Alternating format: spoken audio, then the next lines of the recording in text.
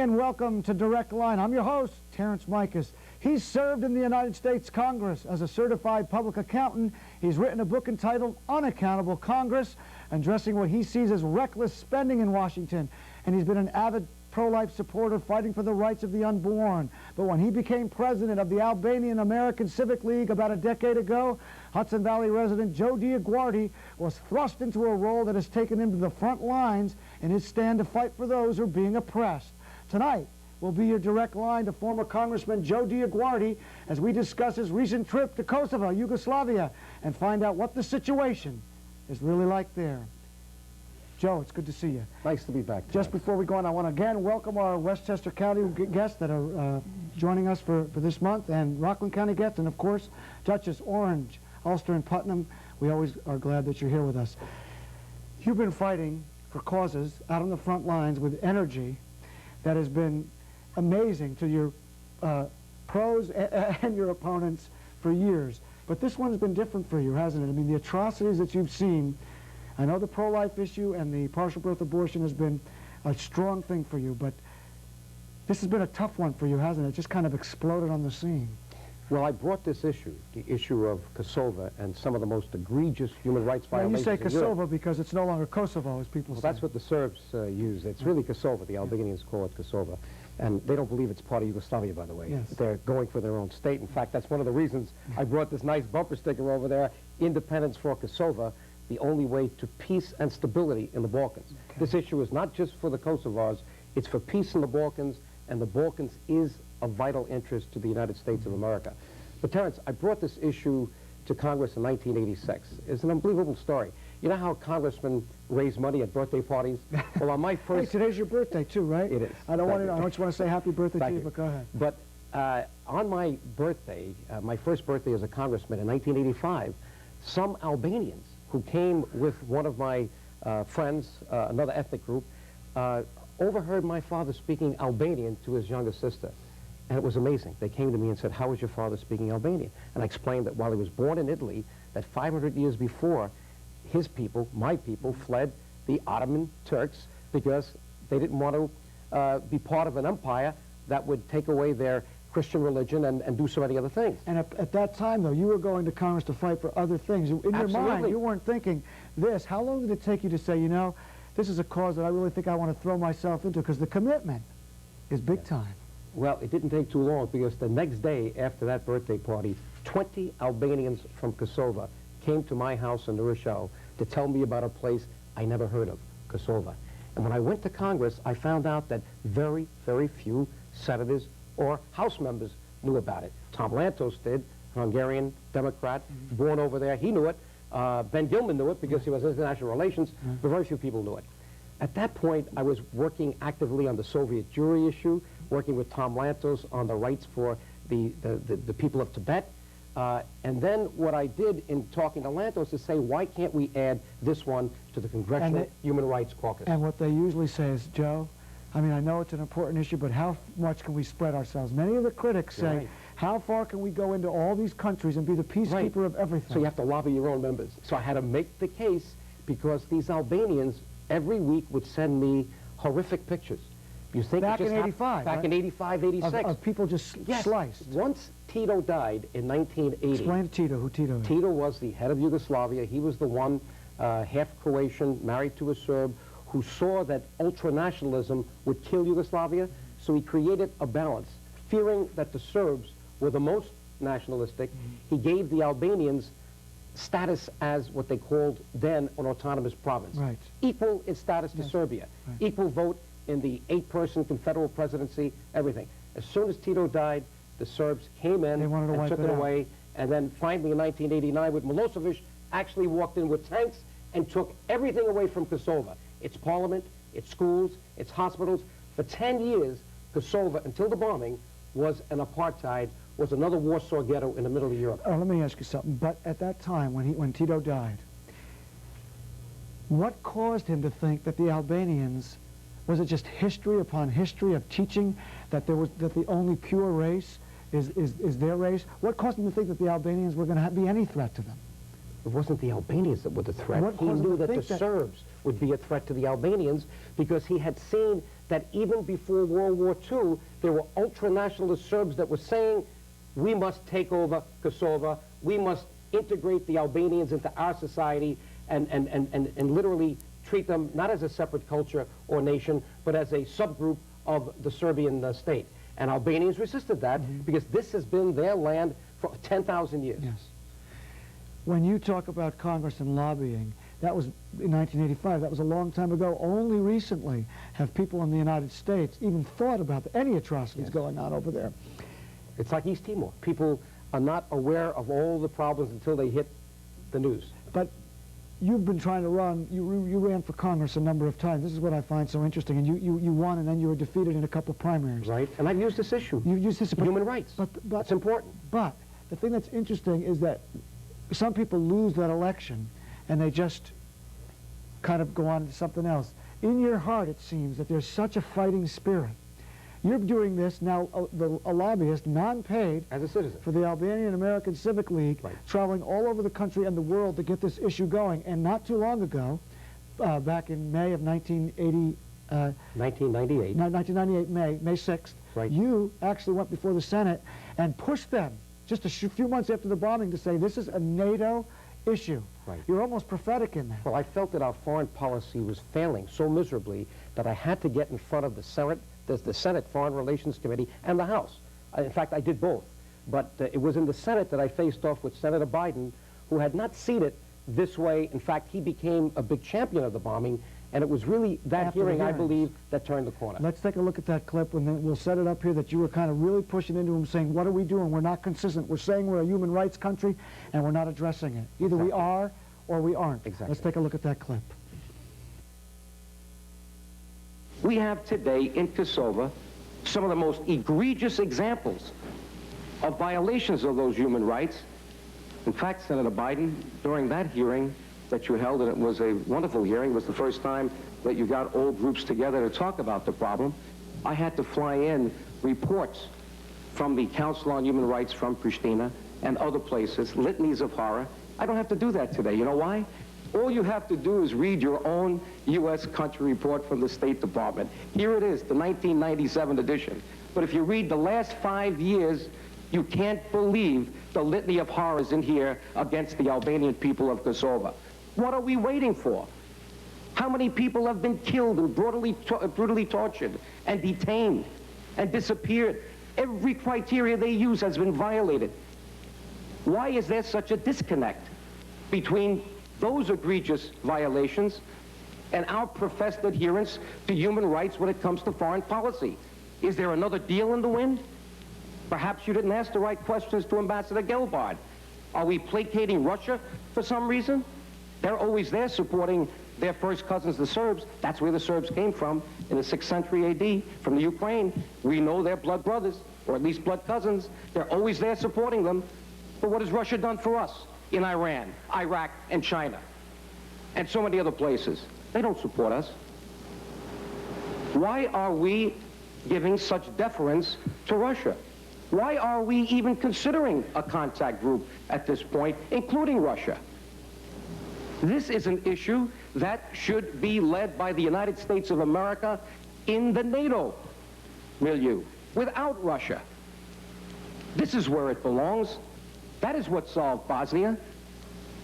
And the only reason today Bosnia is not like Kosova, Mr. Chairman and Senator, is that we have troops there. Who are we kidding? When are we going to wake up? And of course, you know, many of your critics will say, you claim to be this strong conservative, yet you want to use our army to go to every little war across the world. They say that's inconsistent. No, because you have to look at our priorities. And when you're talking about the Balkans, and you're talking about Kosova, which is just north of Macedonia, and Macedonia has attracted the interest of Turkey and Greece, imagine this war spilling over into Macedonia, where there are 1 million ethnic Albanians, and then having Greece and Turkey at each other's throats, not just on Cyprus, but in the Balkans, on Kosova. There was a very good reason for us to do this. Not only the immorality of the genocide. Ask our Jewish brothers and sisters who have said never again, never again, never again for 50 years, and ask them whether or not they would have tolerated this kind of thing. And many of them came to the aid of the Kosovars once they saw it for what it was, which was a premeditated, barbarous plan by the Serbian state against the Albanian people, genocide. Okay, we're going to take a break. When we get back, we're going to talk a lot more with Joe DioGuardi. He's just come back from Kosova. We'll be back.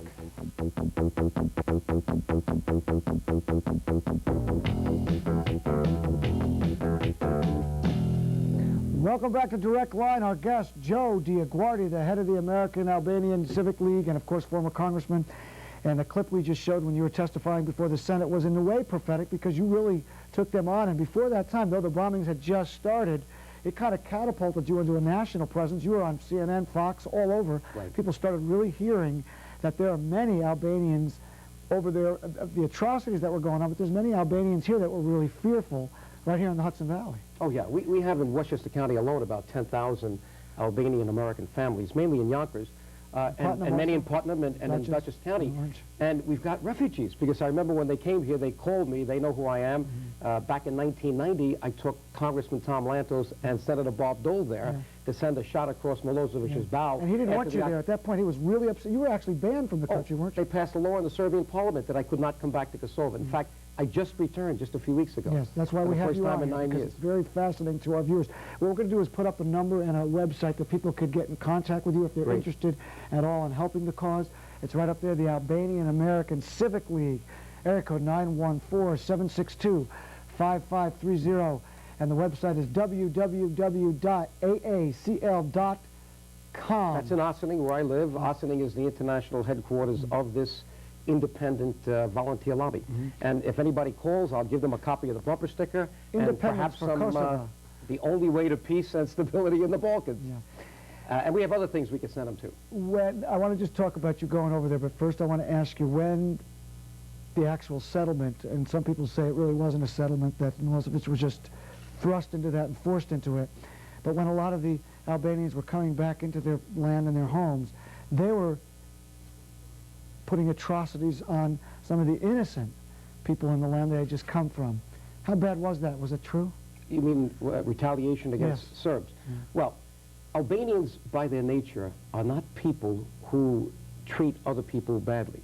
They are a very moderate, Do you believe secular, that any group is? What I could tell you... Let me just ask, do you believe that any group is innately wicked?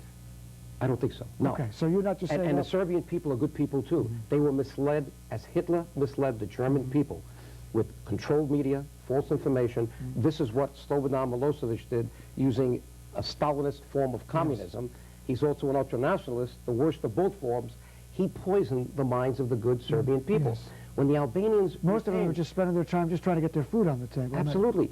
But when the Albanians returned, what they saw was so incredible. They saw their houses burned to the ground.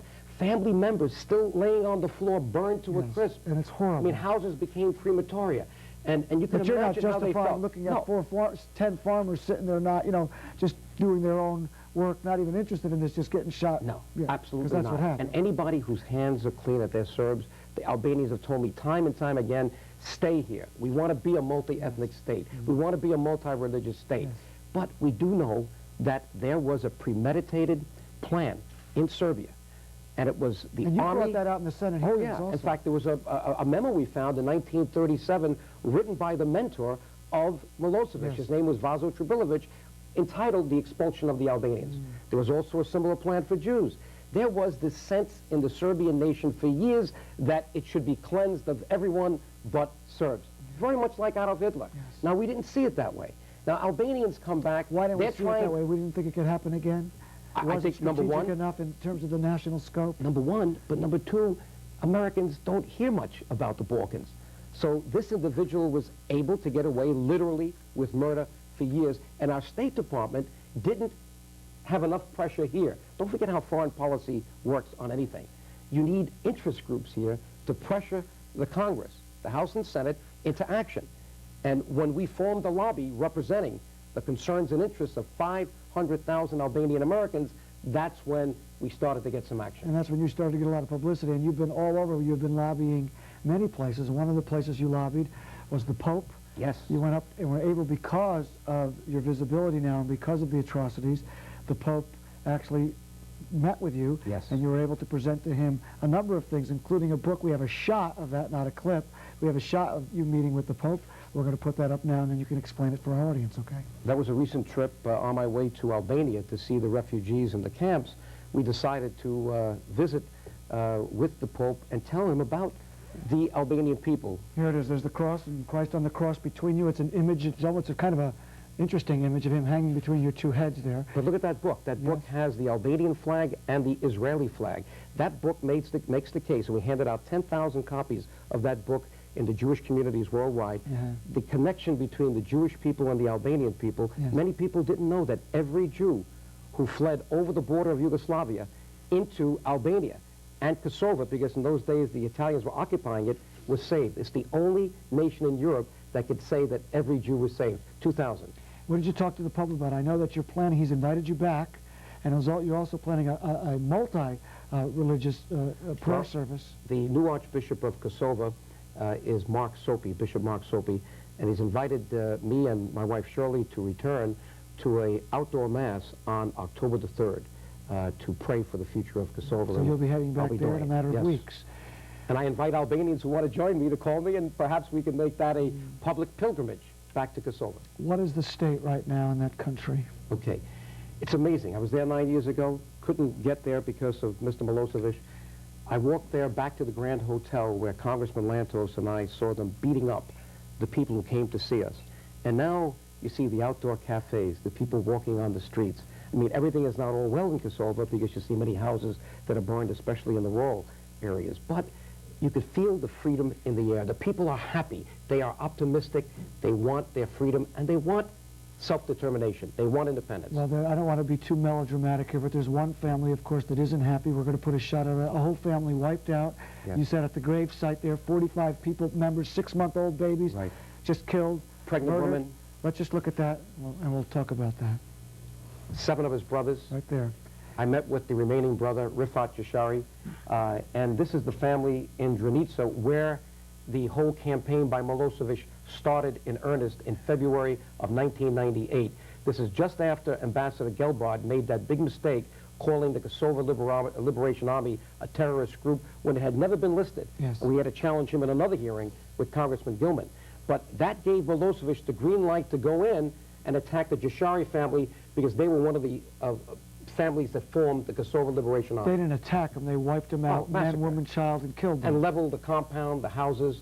It's just barbaric. But this was repeated over a period of 18 months in every part of Kosovo. So why are people smiling and happy now? Is the pains go away so easy? Well, you know, look at the phenomenon that just happened. We've never seen this in the world, where every refugee went back as soon as possible to a country. In Bosnia, almost 1 million refugees have still not returned.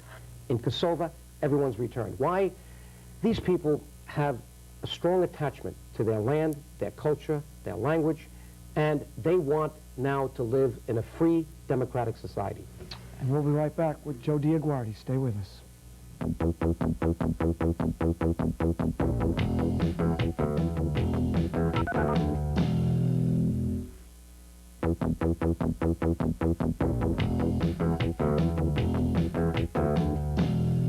Welcome back to Direct Line. We're talking to former Congressman Joe DioGuardi, and we've been talking about the whole situation in Kosovo and the transition that's taken place. And you said that there is an air of hope there, but so many families, so much atrocity, so much killing, and still the situation is not settled down. I mean, Russia, you're still not sure what they're thinking. I mean, they've been fighting you, as you said, in the Senate hearings.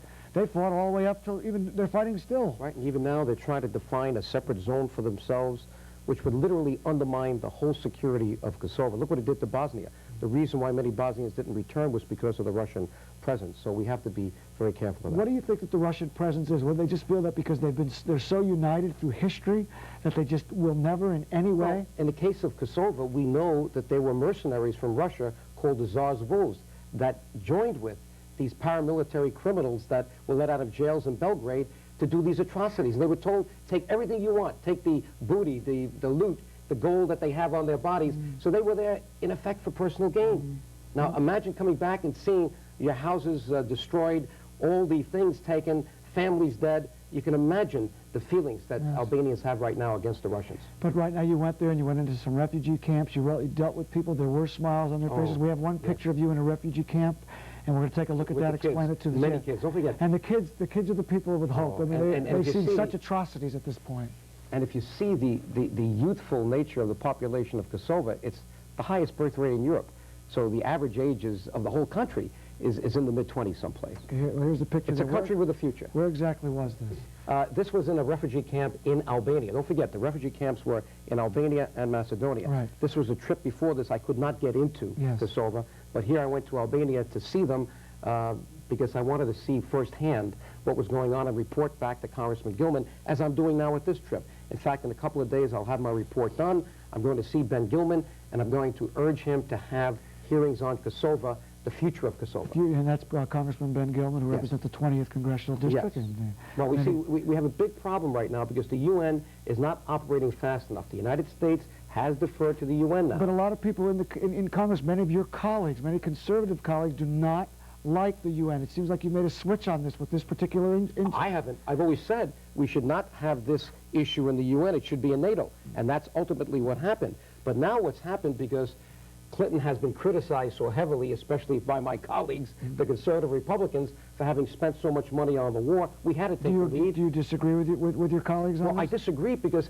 they're So mixing you up two support the issues. president? They mixed up two issues. You support the president? I supported the president on Kosova, but I've criticized the president, like my colleagues, for reducing our military strength over the years. And what they're saying is, how can we have these arenas in Kosova and East Timor if you keep reducing the military Because budget? we can't fight a real battle if we had Exactly. to. So we've got to do that too. But they're not mutually exclusive. You've got to do both.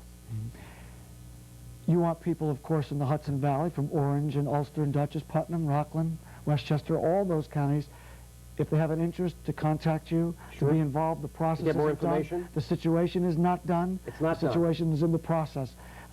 We have a number and a website we're going to put up again in about 20, 30 seconds. When they call, what will they get? I mean, they have someone that, what is it? Well, when they get to the website, they'll see a very well-developed site that has the background of Kosova, the background of how I got into this issue, all the trips that I took to the Balkans, and there is a fax number, a telephone number, and also some books that we've put out that they can actually download. The book that I referred to with the Jewish flag and the Albanian flag can be fully downloaded by them and read. So they can get a lot of information, but feel free to call me. We have tapes we can send them if they're interested. 762-5530, and the website is www.aacl.com. And do you meet together, or how does it work? Well, our board meets periodically, and every now and then we have rallies in Washington. We had this spring probably a half a dozen rallies in front of the United Nations. So we try to increase public awareness by doing these things. And in about 40 seconds, so have you left the local political scene, the fights with Hillary Clinton coming into your town and the whole thing? Well, I'm ready anytime. No, right now I've got enough to do, but I've never closed the door to public service. And if that opportunity arises again, I'll be ready for it. And will you support Hillary Clinton at this point, or do you support Rudy Giuliani, or do you support anyone else? I mean, well, in the U.S. Senate race? I wish we had more candidates running. Obviously, I can't support Hillary Clinton, and I'm looking closely at Rudy Giuliani. But look, he took the liberal line. We know that he's not for the protection of life of the unborn. So I have great mixed emotions about Rudy Giuliani, but I could never even consider a Hillary Clinton candidacy. I want to see a good conservative come up and run. Okay, I want to thank you for being here. I want to thank all you for joining us. Until next time, I'm Terrence Mikas. Next week, Lee Marengoff from Marist Poll. Good night.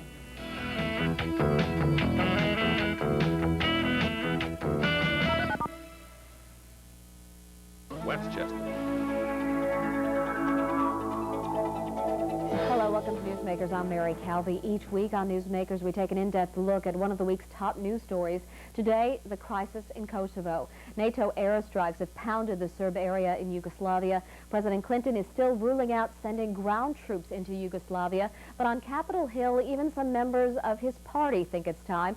Westchester Congressman Elliot Engel says airstrikes alone won't stop the ethnic cleansing. He wants NATO troops to go into Kosovo. And And so do our next guest, former Westchester Congressman Joe DioGuardi, and his wife, Shirley Cloyes, an Eastern European expert and author, both Albanian Americans. I know you fought to get intervention in Kosovo for years. We'll be talking about that. Good to have you here, Joe DioGuardi. Shirley Cloyes, nice to see you. And it's nice to be here, Mary. But first, let me say about Shirley, she's an honorary Albanian American. Yes, I understand that now. Yeah. And you also an Italian American with Albanian ties. Well, you know, today there are tens of thousands of ethnic Albanians in Italy. They believe they treat themselves or they feel they're Italian, but like my father, their people came, my people you can say, from Albania 500 years ago. The year was 1488 when the Ottoman Turks overran Albania. And Albania, at its closest point, is only 60 miles from Italy. The port of Durazzo, and Brindisi or Bari is 60 miles, and tens of thousands of Albanians fled across those straits in the year 1488 and still reside in Italy today in 51 villages in the Calabria area where they still speak Albanian. In fact, it was in Westchester County on my first birthday party as a congressman in 1985, September the 20th, at the Nursing Club in Rye, that several Albanians who I didn't know, who came with one of my supporters, discovered my father speaking Albanian to his youngest sister. The next day, 20 of them were in my house in New Rochelle telling me about a place called Kosova, which I never heard about. Well, you've heard much about it lately, and I wanted to just go back to what Dan Griffin said from White Plains. He's a veteran leader, and he's very concerned that ground troops going in will create another Vietnam War, and put U.S. troops in a lot of danger. Shirley, what do you think about that, and what are your concerns? Well, I'm very concerned, actually, by the continual invocation of the Vietnam War by many, many analysts at this point. Why? Because probably the only consensus we have nationally in this country is that we don't want another Vietnam. But what we mean by that, you know, differs so widely. This country was so deeply divided by that war. I happen to have been in the anti-war movement as a college student. My father supported that war. It means so many different things, and it's not the apt comparison that we need to make. This situation in Kosova is not about inappropriate intervention on the part of an external force. The situation in Kosova is about a genocidal war being conducted by a man who is all too similar to Adolf Hitler, who has marched through one country after another, starting with Slovenia in 1991, going to Croatia, going to Bosnia, where he killed over 300,000 people and produced 2 million refugees, is now back in Kosova. And the problem is, if we don't stop this man now, he will continue on this path. So there's a great deal at stake. And I don't believe that the introduction of ground troops is going to lead to the kind of result which I understand a Vietnam veteran would would be concerned about and care about. I don't think that's I'd going like to to be make the outcome. one point on that, too, as a Vietnam-era veteran. There is one point that should be made about Vietnam and what we're doing now.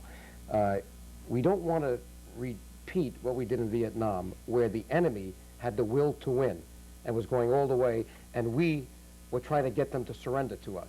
We see that happening again. I mean, if we're going to start this thing as we did, and I think President Clinton made a very good case, we have to now win this. And we have to put the resources there. We have to arm the Kosovo Liberation Army, commit the ground troops. We cannot afford to lose this coming out of the 20th century into the 21st. It would ruin the credibility of NATO and the United States. I think what we're hearing from of the concerns is that Yugoslavia has rough terrain. It's very well known to serve troops, and if you bring in ground forces from elsewhere in the world, they may not know where they need to go, and there's a danger. Mary, there's a key. The Kosovo Liberation Army is already there. They know the terrain. We were very pleased to see that today the New York Times reported that the KLA is actually advising NATO troops on the ground. They're telling them where the SAMs are. They're telling them where the concealed tanks are. So there is already a force on the ground that is pro-American, pro-Western, and is fighting to defend people who, as we know, are being exterminated and expelled en masse. Specifically, what is available there before any U.S. troops go in. Specifically, what they're doing is they're advising the NATO air forces, so with their mobile phones, to come in, to hone in on those Serbian troops on the ground, which is a good collaboration. I hope now that we do what we did in Bosnia, Don't forget, we armed the Croatians in Bosnia. Yes. We didn't get Mr. Milosevic to the peace table at Dayton just by bombing him from the air. We had a good army, the Croatians, freedom fighters themselves. We armed them, and this is what worked. Now, why can't we do that again? So before we even consider NATO troops and U.S. troops, let's give the arms to the Kosovo Liberation Army. They're willing to die for freedom. They see what's happening to their... They've seen it for years. We're seeing it for the first time. This has been going on for at least a decade. So why hasn't that happened? Well, it hasn't happened because public opinion is not well informed on this issue. But you can see the polls changing before your eyes as people see the outrageous barbarism of Slobodan Milosevic.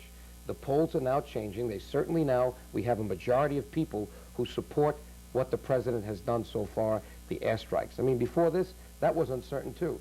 And now we can see more and more people resolving that, yeah, we cannot lose this. And now that we see Americans that have been captured, abducted, we're saying, hey, wait a minute, we can't let this guy get away with this. So now I think you're going to see American opinion change in the direction that we cannot end this century with pictures and photos and people reminiscent of Nazi Germany. We're taking a look at some of the destruction, some of the airstrikes that have gone on in the region, and you mentioned what President Clinton has committed. Today he committed 3 additional Navy warships, an attack submarine, a destroyer, a cruiser, all sent to the region, a dozen more stealth fighters. That brings the total of U.S. aircraft to 220 out of the 400 NATO warplanes.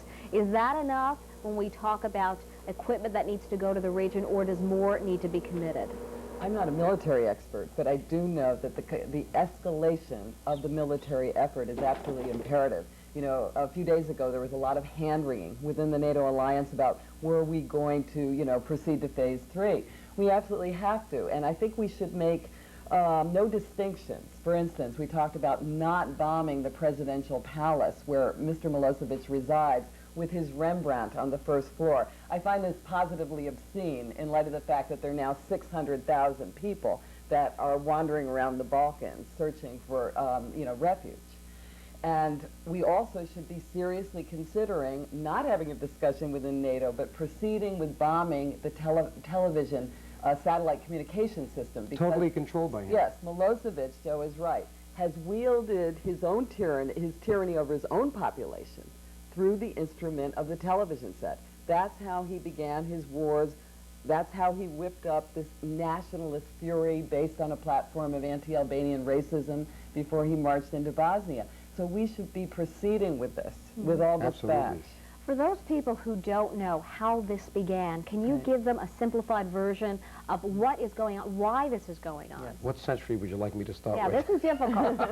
Well, we don't want to go back that far. Right. The case for history favors the Albanians, but you'd never understand it if you listen to the Serbs. And since they've controlled the propaganda machine, don't forget, the Albanian people were suppressed by the worst forms of communism for the last 50 years after World War II. You had the worst communist dictator in Albania, Enver Hoxha, who made Albania into a concentration camp, and you had another worst form of it in Belgrade. And this is what you're seeing with Mr. Milosevic. He was trained very well by his predecessor since World War II.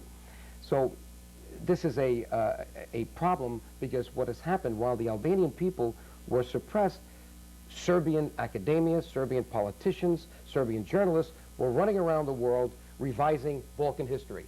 So now we are trying to make up for that. Shirley and I and others are trying to use our time. We're volunteers.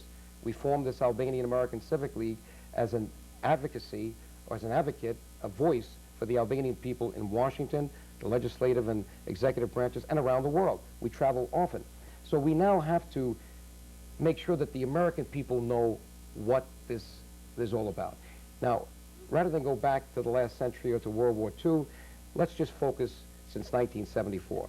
The Constitution of Yugoslavia was affirmed in 1974, and it gave Kosovo an equal vote with Serbia in the 8-unit confederal presidency of Yugoslavia. This was not a vassal state of Serbia, like the Serbs say. When Tito died in 1980, he had kept everything pretty well calm. That's when Mr. Milosevic and his cronies rose to power.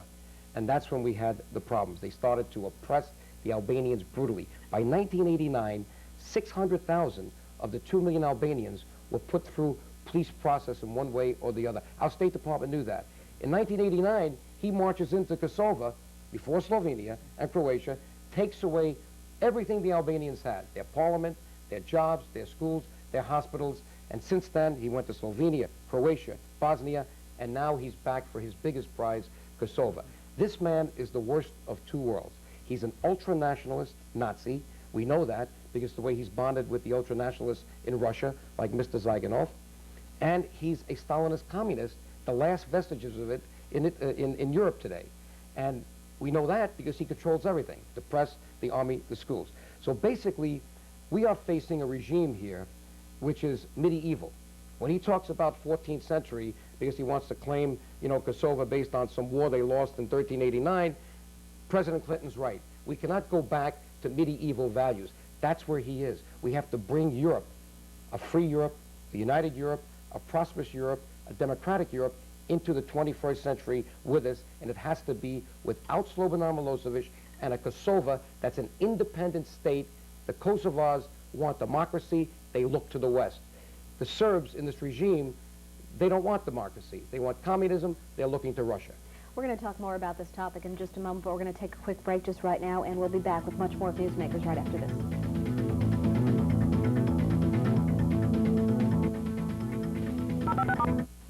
And welcome back to Newsmakers. Our topic today, the crisis in Kosovo. And our guests today are former Congressman Joe DioGuardi and author and human rights activist Shirley Cloyes. Good to have the both of you here. The mass exodus of refugees from Kosovo continued this week, but President Clinton has approved $50 million in additional refugee aid. The move came as hundreds of protesters hit the streets of Manhattan Wednesday in support of strikes against Yugoslavia. News 12's Jackie Hyland reported the story. It's a chant that's been heard on the streets of New York City for days. Hundreds of Albanian demonstrators, including children, carrying signs and pleading for help for their people. I have family there. My mother was born in Kosova, and it's just it's terrible the way that they're doing to people over there. And it's just like Hitler did to the Jews. Edward Bakay lives in White Plains. He and his father, who was born and raised in Kosovo, were just two of the dozens that traveled from Westchester for the rally outside the UN. It was a rally that many from the Jewish community, all too familiar with the horrors of genocide, supported.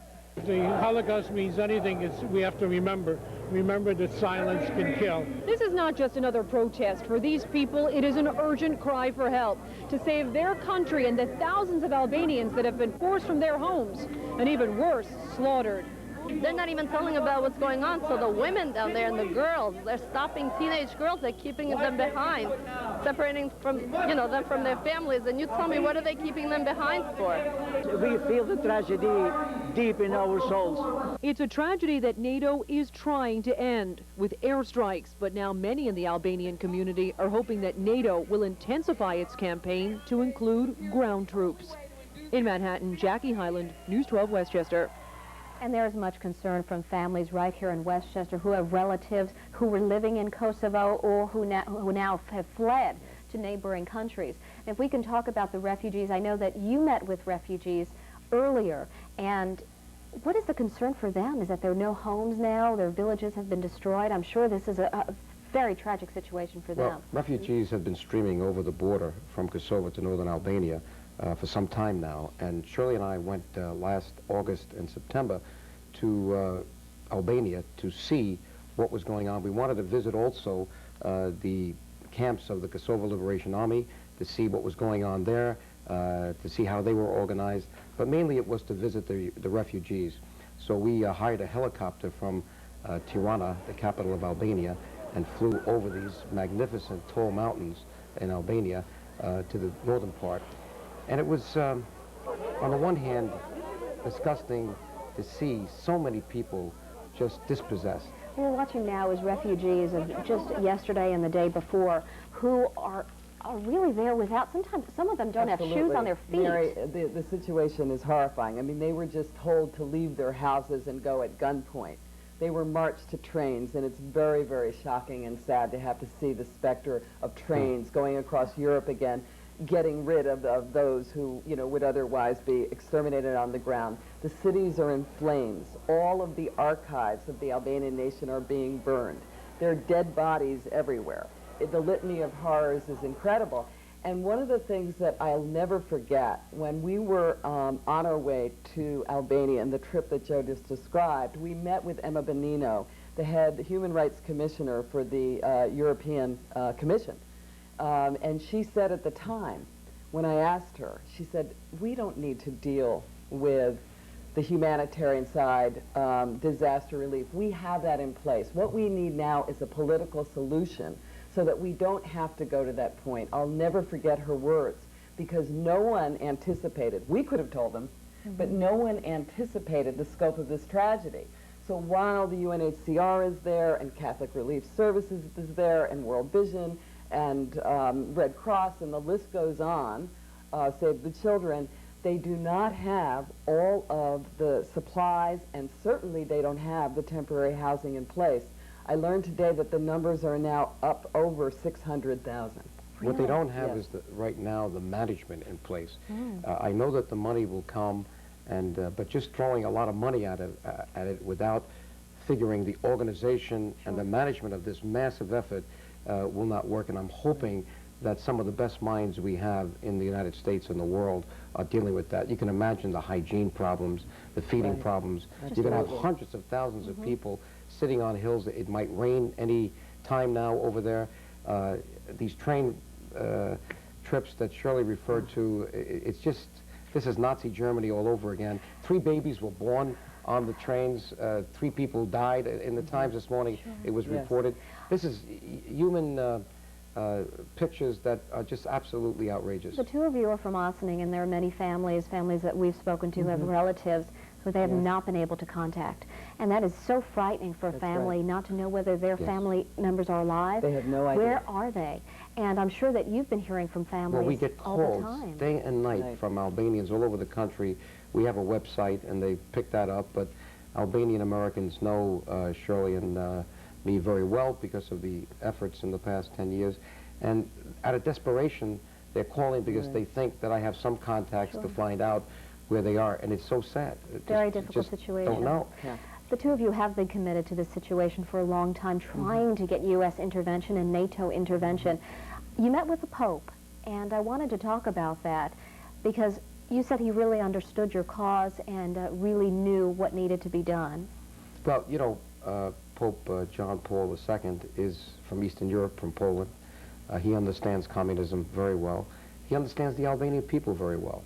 In 1993, when all the churches were finally opened in Albania, don't forget it was one of the only atheistic states under their form of communism, I was invited to be there at the renovated cathedral in Skodra that was made into a gymnasium by the communists. And here this beautiful church was brought back to life. The Pope came and invested 4 Albanian cardinals. They had been in communist jails, some of them, for 20 and 30 years. And they had survived, but many had been just killed, like priests were, who wanted to continue religion. But we went, on our way to Albania, we went to have this kind of semi-private audience with the Pope to make the case to him about the Albanian people. We brought this book that describes that the Albanians are the only ones in Europe that saved every Jew who managed to get across their borders into Kosovo or Albania. And Pope Paul had known about this. And he knows the Albanian people very well, and he reassured us that he was doing everything possible. But don't forget, he's not a political leader in the way Bill Clinton is, although the Vatican is a temporal state as well as a spiritual state. There's only so much the Pope can do, but he's trying to use his moral authority as much as he can to get the right result for the Albanian people. He knows these are Albanian lands from ancestral times. Albanians that were there, they were the Illyrians for 10,000 years. The Serbs came there in the 6th century AD, and now they're trying to say that this is their Jerusalem. It's not going to work with this Pope, I can reassure you that. And I understand that a number of Jewish leaders are coming to your aid, trying to support your cause, of course, because this is certainly reminiscent of World War II. Tell me about that. Well, I think, you know, the Jewish community tragically knows a great deal about genocide, more than many Americans, and they certainly know what it means for the world to be silent in the face of it. And, you know, at the end of the Holocaust, we, you know, hear the cry that has been uttered now for many, many years, never again, never again. The problem is never again is beginning to happen again, and the Jewish leadership in America can see that, and so they have come out in solidarity with the Albanian community to demand an end to the genocide. I think it's such a shock to many people that decades after Hitler, we're seeing this again. Yes. And I would imagine that for many people, it's very difficult to really understand what is going on, and that this is this is reality. Right. So what would you say to those people who have not come to terms with what is going on and who've not really focused on this issue? Well, first, I cannot fault them for not focusing on it or not knowing what's going on. This is Eastern Europe. We in America don't really get into that geography, that history. It was only as a congressman that I began to understand what the Balkans was all about. But on the human level, I think we have to understand what America is all about. And we have not built a wall around America when it comes to freedom. This country, the word liberty is very important. 213 years ago, there were freedom fighters here who decided that they wanted liberty, and they said, Patrick Henry said, give me liberty or give me death. This is what the Kosovars are saying. This is what the Kosovo Liberation Army is saying. So I would say to the American people that this affects us all. As Martin Luther King said, if there is injustice anywhere, then justice is threatened everywhere.